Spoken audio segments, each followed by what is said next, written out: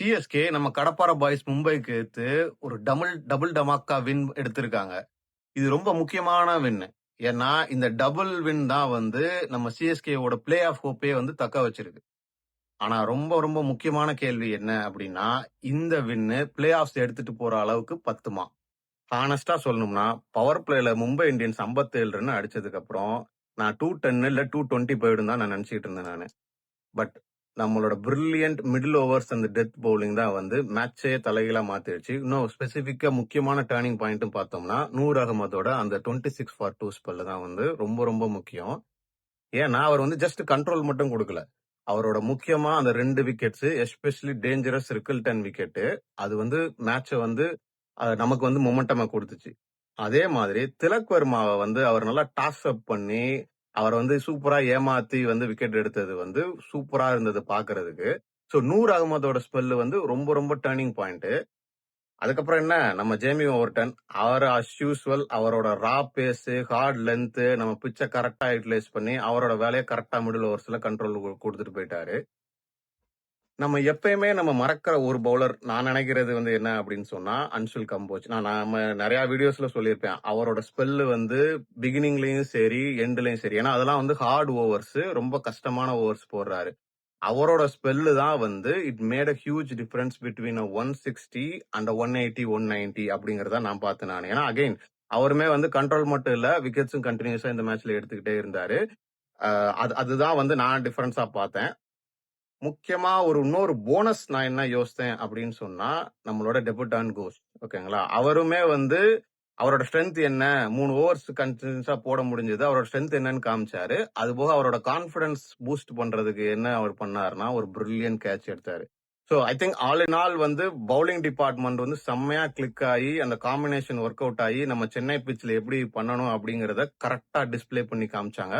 It's also like a big warning to anyone who is coming to Chennai அப்படிங்கிற ஒரு showcase காமிச்சிருக்காங்க. ஆனா எனக்கு ஒரே ஒரு கேள்விதான் இருக்கு சிஎஸ்கே மேனேஜ்மெண்ட் கிட்ட.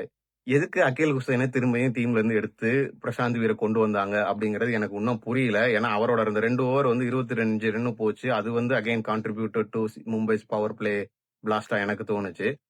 உங்களுக்கு என்ன ரீசன், நீங்க ஏன் அதை கொண்டு வந்தாங்க, இல்ல அது கரெக்டா தப்பா என்ன நினைக்கிறீங்கிறத கமெண்ட் செக்ஷன்ல சொல்லுங்க, நம்ம டிஸ்கஸ் பண்ணலாம். என்னதான் பவுலிங் வந்து நமக்கு வந்து ஒரு பிரில்லியன்ட் பெர்ஃபார்மன்ஸ் காமிச்சிருந்தாலும் என்னைய பொறுத்த அளவுக்கு அதுவும் இந்த மேட்ச்ல ரொம்ப முக்கியமான டேக்அவே அண்ட் பாசிட்டிவ் திங் நான் பாக்குறது என்னன்னா சிஎஸ்கேவோட பேட்டிங் அண்ட் எஸ்பெஷலி நம்ம கேப்டனோட பேட்டிங். ஸோ நான் ஃபர்ஸ்ட் ஹாஃப் முடிஞ்ச உடனே நான் என்ன யோசிச்சு வச்சிருந்தேன்னா இந்த பிச்சில் அகைன்ஸ்ட் பும்ரா மாதிரி ஆட்களுக்கு கிட்ட ருத்துராஜ் கெய்க்வாட் ஒரு long plus sensible innings play பண்ணணுங்கிறதா நான் நினைச்சேன். எக்ஸாக்ட்லி அதே தான் அவர் ரெப்ளிகேட் பண்ணாரு. கடைசி வரைக்கும் இருந்து மேட்சை முடிச்சு கொடுத்திருக்காரு. ஏன்னா நாங்க வந்து லாஸ்ட் வீடியோலமே வந்து நான் ப்ரிடிக்ட் பண்ணிருப்பேன். அவர் ப்ரிடிக்ட்னா என்ன நான் சொல்லியிருப்பேன் நான். சாம்சன் வந்து பும்ராவை தாண்டணும், ஏன்னா is vulnerable to that like moving ball ஃபீட்டை மூவ் பண்ண மாட்டாரு அப்படிங்கிறது எக்ஸாக்ட்லி அதான் நடந்தது. So lot of responsibilities fell on Ruturaj. நான் லாஸ்ட் மேட்ச்லயுமே வந்து அவர் வந்து ஃபுல்லா ஒரு ஃபார்முக்கு வந்துட்டாரு அப்படிங்கிற மாதிரி எனக்கு கான்பிடன்ஸ் இல்லை. ஸோ ரன்ஸ் எடுத்திருந்தாரு, it gave better position for him. ஆனா ஃபுல்லா கான்பிடன்ட் இல்ல. ஆனா இந்த மேட்ச்ல வந்து he played the ball on merit. Of course அவருக்கு ஸ்கோர் கார்டு ப்ரெஷர் ரொம்ப இல்ல. ஆனாலும் பெர்ஃபெக்டா இன்னிங்ஸை பேஸ் பண்ணி he didn't want to get out, he just wanted to continue. He had a good start. அதை வந்து சூப்பரா முடிச்சு கொடுத்தாரு. இது வந்து ரெஸ்ட் ஆஃப் த சீசனுக்கு வந்து CSK as a team plus Ruturaj as a batter and Ruturaj as a கேப்டனா வந்து ரொம்ப ரொம்ப ரொம்ப பூஸ்ட் கொடுக்கும். ஏன்னா இது வந்து அவர் கேப்டன்சில ரெஃப்ளெக்ட் ஆனா மொத்த டீமுமே வந்து இன்னும் பாசிட்டிவா ஸ்ட்ராங்கா பிளே பண்ணுவாங்க. So that is a big big take away for CSK in this match. இன்னொன்னு வந்து என்னன்னா எனக்கு வந்து ஆக்சுவலா வந்து நான் வந்து ஒரு நெகட்டிவ் ஆங்கிள் தான் நான் முதல்ல யோசித்தேன். கார்த்திக் சர்மாவை ஏன் இப்ப இறக்குறாங்க, பிரவிஸே இறக்கிருக்கலாம் அப்படிங்கறத எனக்கு முதல்ல தோணுச்சு. நீங்க என்ன யோசித்தீங்கிறத சொல்லுங்க. ஆனா Karthik Sharma has answered now like இல்லைங்களா. ஏன்னா அவர் வந்து கரெக்டா ருத்துராஜுக்கும் அவருக்கும் வந்து ஒரு ஒரு காம்பினேஷன் கரெக்டா ஒர்க் ஆயிடுச்சு. எப்பயுமே வந்து கொஞ்சம் ரன்ஸ் வந்து ஒரு ஒரு சிங்கிள்ஸா போய்கிட்டு இருக்கிறப்ப சடனா ஒரு 4 6 அடிச்சு வந்து கரெக்டா வந்து பேஸ் பண்ணி பெர்ஃபெக்டான ஒரு இன்னிங்ஸை பிளே பண்ணி வின் பண்ணிட்டாங்க. ஸோ ஆல் இன் ஆல் எனக்கு என்ன பாக்குற மாதிரி இருந்ததுன்னா பேட்டிங் பிளஸ் பவுலிங் வந்து கிளிக் ஆகி ஒரு பெர்ஃபெக்ட் வின் மாதிரி இருக்கு. இது பெர்ஃபெக்ட் வின்னு தான்.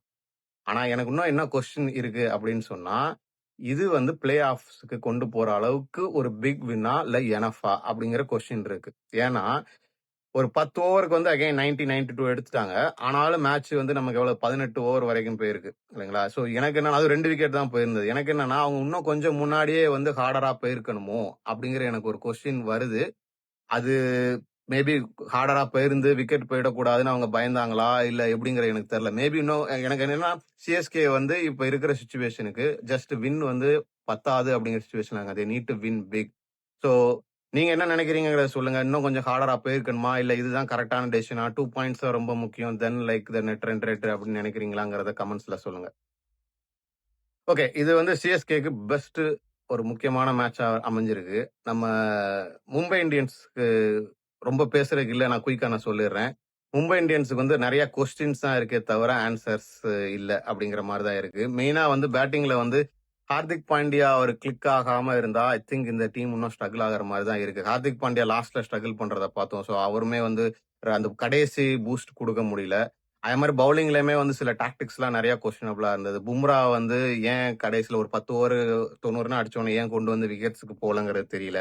இன்ஃபேக்ட் பும்ரா அவரோட கோட்டாவே முடிக்கவே இல்லை. ஸோ அவங்களுக்கு நிறைய கொஸ்டின்ஸ் கன்சர்ன்ஸ் இந்த அவங்களோட சீசன் வந்து ஓவர்னு சொல்லிடலாம். ஓகேங்களா? It is over. ஸோ அவங்க அப்படி போனாலும் CSK with this win they are still hoping they can go through to the playoffs. So இந்த வின் அவங்களுக்கு அந்த பாசிட்டிவ் ரிசல்ட்ஸை கொடுத்துருக்கு.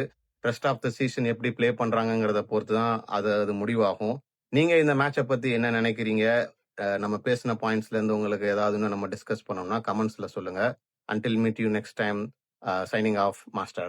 Thank you.